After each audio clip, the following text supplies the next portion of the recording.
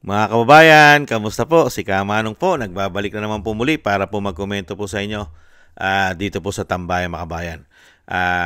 Samahan niyo po inyong lingkod. Magkomentuhan po tayo mga kababayan. Magandang umaga po muna, tanghali, hapon, gabi. Madaling araw po sa atin lahat. Sana po nasa maayos at mapayapa po tayong kalagayan mga kababayan. Ito po, komentuhan po natin. Ito pong putok na po to sa mainstream media mga kababayan. Ang ginawa po ni Acting Mayor Baste na pagsampa ng reklamo po sa ombudsman dahil po sa ginawa po sa kanyang ama. Mga kababayan, kidnapping po ang isinampang reklamo at napakarami pa pong kaso na reklamo ang isinampa po sa ombudsman. Dito po sa kauna-unahan po ang DOJ Secretary Remulla at syempre po ang mga kasamahan po nito na sinasabi pong nagsabwatan mga kababayan. Siyempre po, hindi pa rin po sinampahan ng kaso o reklamo ang Commander-in-Chief dahil meron pa po siyang immunity dahil siya po'y Pangulo. Pagka po hindi na siya Pangulo, doon naman po papasok ang isang damukal na magiging kaso ng tinatawag po na may issue po ng pulburon at coke mga kababayan. May immunity pa po siya.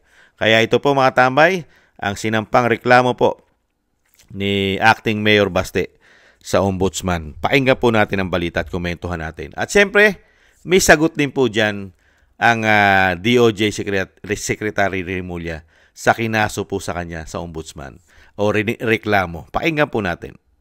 May panibagong mga reklamong kinakaharap sa Office of the Ombudsman si Justice Secretary Crispin Remulla. Kabilang dyan ang tig-8 counts ng kidnapping at arbitrary detention, torture, qualified direct assault, expulsion, usurpation of judicial function at paglabag sa Republic Act 3019 o ang Anti-Graft and Corrupt Practices Act. Inihain ang mga reklamo ni Acting Davao City Mayor Sebastian Baste Duterte sa pamamagitan ng abogado nito na si Attorney Israelito Torion. Kaugnay ito ng pag-aresto at pag-turnover kay dating Pangulong Rodrigo Duterte sa International Criminal Court o ICC.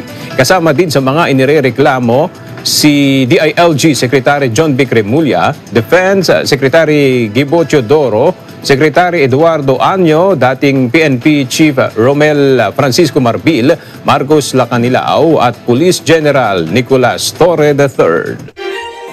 Yan po mga tambay, napakarami po nila. Grupo po yan. Hindi nga lang po kasama ang Pangulo dahil nga po meron siyang immunity, mga kabayan. At alam naman po natin na nabasura po ang unang sinampang reklamo sa ombudsman ng Senadora Amy Marcos. Hindi po ba?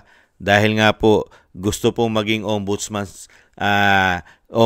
po ni DOJ Secretary mga kababayan. At wala pa rin po naman siyang clearance mga tambay sa ombudsman mga kababayan. Kaya po dito mga kababayan, yung sinasabi nga po natin, alam naman po ng mga Pilipino ang totoong nangyari at ginawa ng pamahalaan po ng binagoong Pilipinas sa dating Pangulong Duterte. Kaya lang po, sila pa po kasi ang nakaupo. Kaya po nagkakaroon pa ng sabwatan. Pag hindi na po sila nakaupo at isang Duterte na naman po ang naupo katulad po ng Vice President, tingnan po natin ang mga angas, ang galing at tapang nila katulad po ng isang Boying Remulla na napakaangas umano. Ibang klase po tapang nito mga kababayan, lalo-lalo pala pagka sila'y nasa kapangyarihan. Ibang klase. Kahit Pangulo ka, ay kaya ka ipatapo nila gamit po ang kanilang kapangyarihan. Tingnan po natin mga tambay kung ano po magiging decision po dyan ng ombudsman, mga kababayan. Ito po, pakinggan po natin yung sagot naman po na sinasabi naman po na ang Mayor Baste ay para lang daw po nag-forum shopping mga tambay. Ibang klase. Hintahin mo na lang. Panahon mo ngayon eh. Pag hindi mo na panahon, saka mo sabihin na nagpo-forum shopping lang ang Acting Mayor Baste. Pakinggan po natin ito po sagot niya sa radyo, mga tambay. Meron po siyang sagot na interview sa radyo, mga kabayan. Pakinggan po natin. Talagang hindi po mawawala ng sagot at katwiran ng isang DOJ, mga kababayan. Ito po. Secretary Boying Remulla na forum shopping ang isinampang kasong kidnapping laban sa kanya ni Acting Davao City Mayor Baste Duterte sa Ombudsman. Tumutukoy ang forum shopping sa paulit-ulit na pagsasampa ng kaso ng isang partido sa iba-ibang korte para pumabor sa kanila ang hatol. Sinabi ni Secretary Remulla na may nakabimbing certiorari case si Attorney Ezraelito Torion sa Korte Suprema kaugnay pa rin ng umano'y iligal na pag-aresto at pagsuko kay dating Pangulong Rodrigo Duterte sa International Criminal Court. Layon lang din anya ng kampo ni Duterte na harangin ang plano niyang maging sunod na ombudsman. We want to make it possible for the JDC to get the requirements that they have to submit. And ganun talaga, it's really an organized effort for them to shoot down my candidacy as ombudsman. So it's really for shopping. I think the truth is on my side. Tinawag din ni Secretary Remulla na isang political spectacle o pagmamanipula sa pampublikong pananaw ang ginagawa ng kanyang mga kritiko laban sa kanyang nominasyon bilang ombudsman.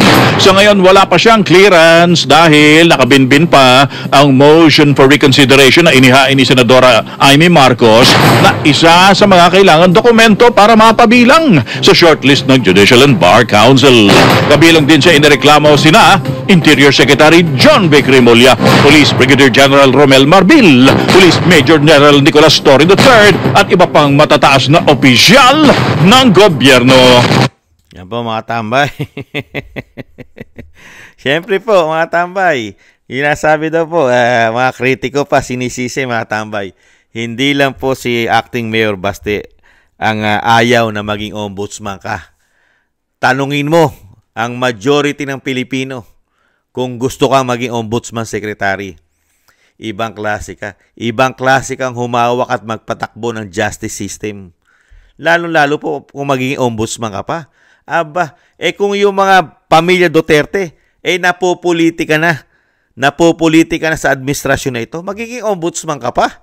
Di lalo na. Lahat ng sagabal sa inyo, umano, ay pababagsakin yung napakadali dahil ombudsman ka. Ganun po ba? Mga kababayan, at kitang-kita naman po natin kung paano po magpatakbot humawak ng DOJ na isang sekretary ng DOJ. Naging nagkaganyan na po. Nakita lang po natin yan nung mga ganyang galawan umano nung panahon ni De Lima. Nung panahon po na DOJ Secretary si De Lima ay halos parehas na parehas po mga kababayan. Dahil ang tinutukan din ni De Lima noon, isa po ang dating Pangulong Duterte. Ngayon, ganun na naman. Kaya parehas po ang pattern ng nagiging DOJ Secretary katulad po ngayon mga kababayan. At nung nakaraan panahon ni De Lima, ganyan na ganyan po ang politika sa kanila umano. Grabe mga kababayan. At syempre, yung sinasabi niya pong yung forum shopping, natural lang yon dahil walang tugon. Hindi tumutugon pa hanggang ngayon ang Korte Suprema. Napakatagal na pong reklamo ng pamilya Duterte yung ginawang pag-aresto at paglabag sa karapatang pangtao, number 1, ng dating Pangulong Duterte. Due process, wala siyang nakuha. Hindi po ba? At napakarami pong paglabag sa batas ang ginawa. Harassment, napakarami. Isang damuka lang ginawa nila na sa dating Pangulo. Wala po silang binigay ni katiting na respeto. Isa pa yan.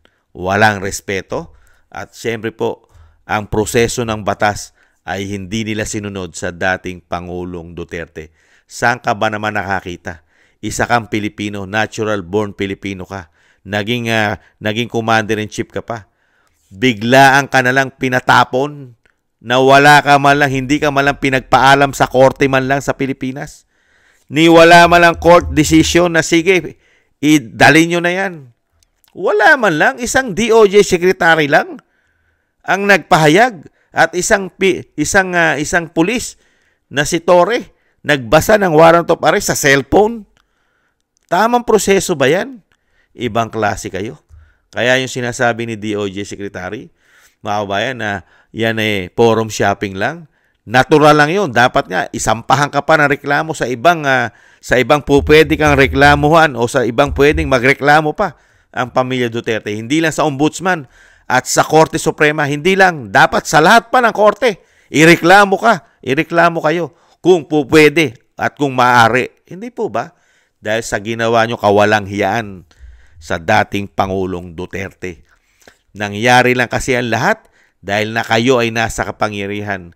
Ginamit nyo yata, ang kapangyarihan ng batas sa inyong mga kamay. Nilagay nyo sa inyong mga kamay ang batas para kay dating Pangulong Duterte.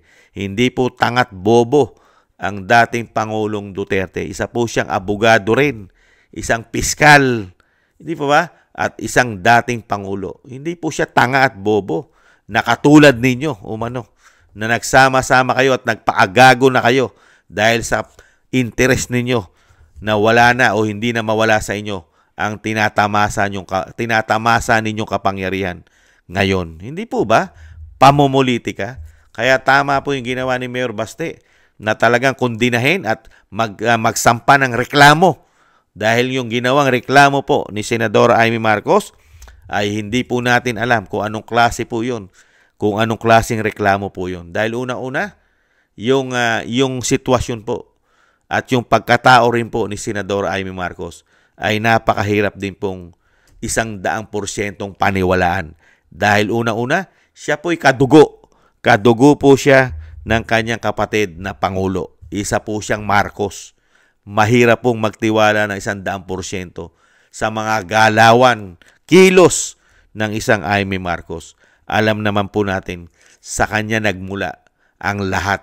Kaya nagkaganito ang ating bansa. Kung hindi niya po niligawan at talagang binudol ang Vice President, meron po ba tayong presidente ngayon na ganito? At meron din po ba tayong DOJ na ganito ang nangyayari sa ating bansa? Wala! Hindi po ba? Kaya yung ginagawa po ni Mayor Baste, saludo po kami dyan. At alam naman po natin na si Atty. Torion ay hindi po basta-basta abogado po yan, mga kababayan. At siya rin po nagsampa ng petisyon sa Korte Suprema, yung ginawa po nilang impeachment na puro po gawa-gawa at ginamitan pa ng isang damukal na pera sa Kongreso para po mapirmahan lang ang impeachment at maboto at pumabor sa impeachment ng Vice President. Hindi po ba? Umuugong din dyan 100 to 150 million ayon kay Representative Toby Tiangco. Hindi po ba? Ganyan po kawawalang hiya ang gobyerno natin ngayon. Grabe! Basta sa kapangyarihan, talagang gagawin nila lahat. Pero yung ginawa nila kay dating Pangulong Duterte, katulad po ngayon, ang kalusugan ni dating Pangulong Duterte sa The Hague, sa Netherlands, ay talagang yung stress niya at yung mga sakit niya ay talagang lumalabas na po ngayon. Nagiging hindi na nga po maganda ang kanyang kondisyon, lalong-lalo po ang kanyang pag-iisip. Nakakalimot na po siya ngayon dahil po isa po yan sa stress na binigay ng gobyerno ngayon na naging nagsabuatan, mga kababayan. Hindi po ba? Talagang yung kanyang sinasabing dala po din ng katandaan at siyempre napakaraming karamdaman, sakit. Siyempre magkakaroon ka na ng sinasabing nag-uulyanin na tayo. At nahandyan pa yung siyempre pag ginamit mo yung lakas mo at yung siyempre damdamin mo, emotional mo, di ba? Sa ginawa sa'yo ng administrasyon na mismong gobyerno na pinagtrabahuhan mo na mahabang panahon at mismong gobyerno pa nagpakidnap sa'yo, talaga ibang usapan yan. Kaya yan naman po mga kababayan, ay tingnan po natin kung ano po gagawin ng acting ombudsman dito po sa sinampang reklamo ni Mayor Baste. Kasi yung kay Senadora Amy Marcos ay hindi po kinatigan dahil nga po alam naman po natin mga tambay. Kaya po gigil na gigil po.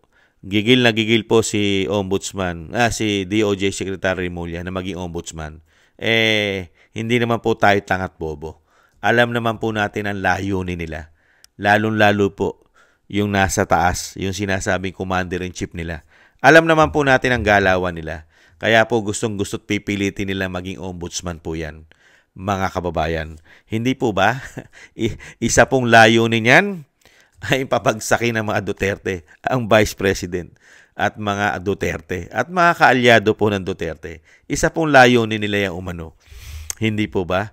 Dahil meron po silang tinatawag umanong Plan A, Plan B, Plan C, baka may plan D pa, mga tambay. Napakarami pong plano niyan dahil meron nga rin pong lumabas yung Oplan Horus. Nakalagay po lahat yan umano sa kanilang Oplan Horus, yung kumalat na Oplan Horus nila. Hindi po ba? Na talagang gagastosan nila, bubuhusan nila ng pera para mapabagsak ang pamilya Duterte umano. Pinasabog din po yan. Sinabi rin po ni Senadora Amy Marcos yan na talagang poponduhan po nila daw umano yan ng trilyon-trilyon para lang mawala sa politika ang pamilya Duterte. At sila po'y maghari na sa ating bansa nang hindi na po sila mapalitan umano.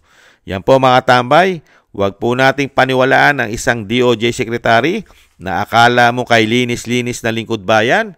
Mga kabayan, sanay lang po sila maglinis ng kanilang dumi, lalong-lalo po ang kanilang pamilya. Hindi po ba? Sila po ay sanay lang po maglinis ng dumi ng pamilya nila umano. Bakit po? Yung dumi po na natuklasan at nahuli na ang kanyang junior, di po ba? Nahulihan po na illegal na damo, high grade, galing po sa ibang bansa. Milyones ang halaga, kilo. Pero po sa loob lang po ng wala pang 3 buwan, absuelto na po ang kaso ng kanyang junior. Kaya nga po mga tambay, ito pong pamilya na to, lalong-lalo po ang Remulla, si Boying, sanay na sanay po ito maglinis ng dumi ng pamilya niya. Kaya po malinis na po ang kaso ng kanyang junior, mga kababayan. Junior yata niya yun mga kababayan. Yung nahulihan, biruin mo, wala pang 3 buwan, absuelto na.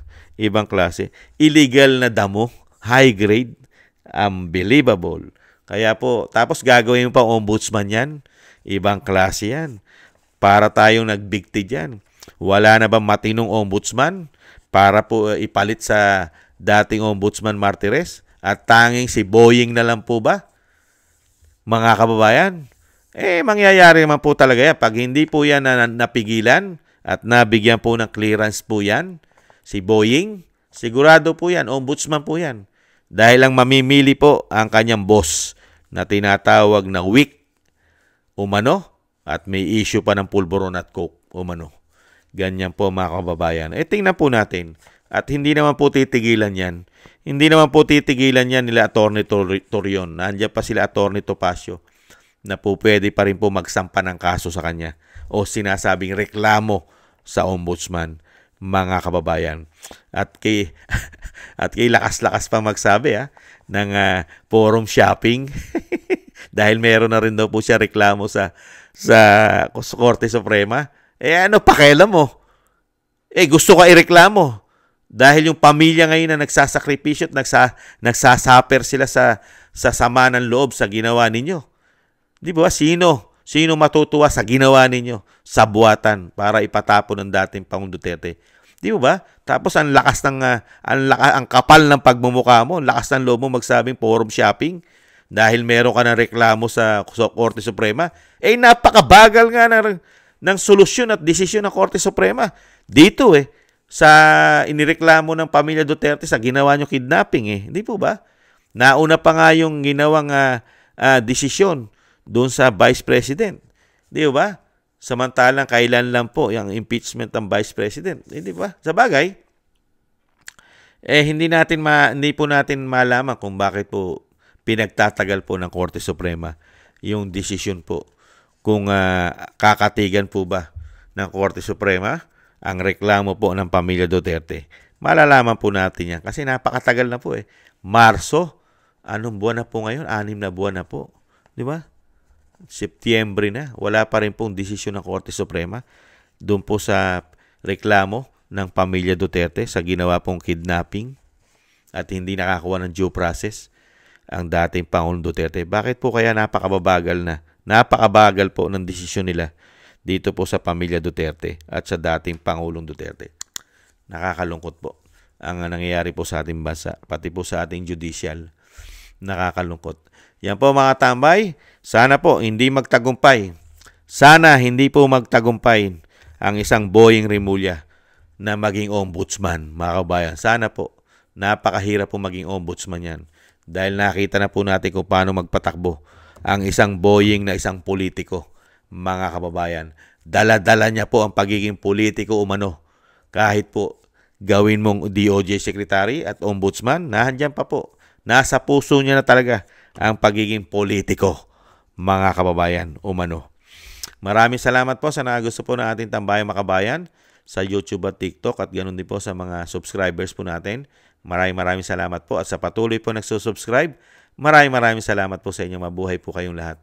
At syempre po, thank you rin po sa mga na nagbibigay po ng tulong at biyaya. Shoutout po sa inyong lahat. Mabuhay po kayo mga kababayan. Mabuhay po kayo. Thank you po sa mga tulong. At syempre po sa mga nagko-comment, like, share, and subscribe. Thank you rin po mga kababayan. At syempre po yung dasal po natin mga kababayan. Huwag po natin nakalimutan na isama po natin sa mga dasal na maingatan po ang pamilya Duterte, ang ating Vice President. Ganon din po ang dating Pangulong Duterte na maingatan po. Madugtungan pa po ang kanyang buhay at kalakasan at makabalik pa po sa lalong mabilis sa ating bansa. Maraming salamat po sa mga dasal po mga kababayan. At tayo rin po yung magdasal at mag-ingat mga katambay na isama po natin sa ating dasal na maingatan po tayo at ang ating buong sambayanan. Thank you po mga kababayan. Sa muli, paalam.